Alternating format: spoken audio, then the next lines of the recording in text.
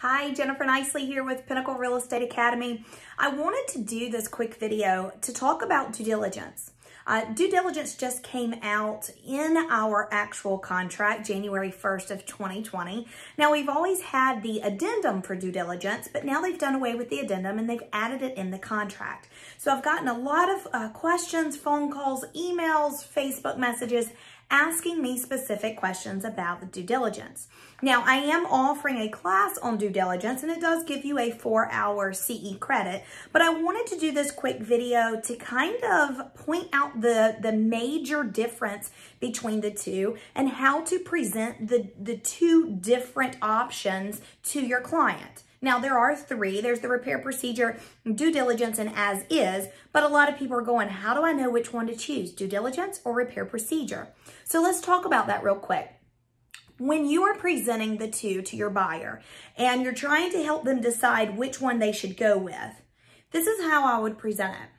So Mr. and Ms. Buyer, if we go with the repair procedure, there are 4 specific categories that we're really looking for. So those categories are different systems in the house. Now, those systems could be HVAC, electrical, plumbing, water supply, water waste.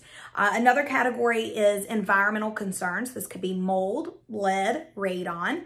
A third one is going to be the roof has to be free of leaks. Now, this isn't at the end of its life. It is free of leaks at the time of inspection.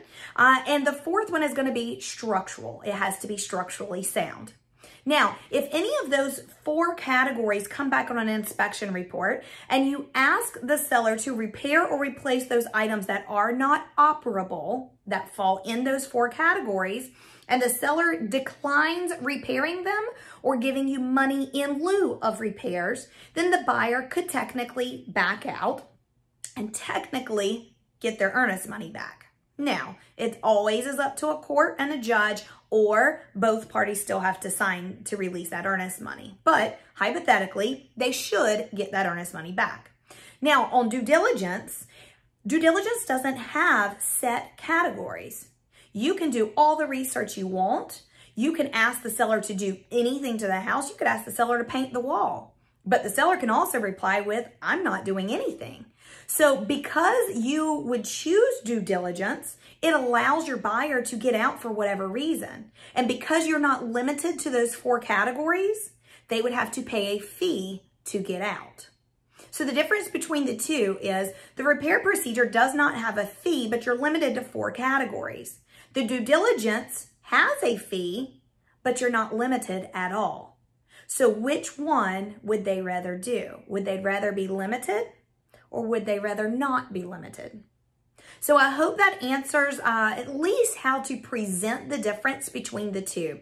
If you have any questions, feel free to reach out to us. We're always here at Pinnacle to help you.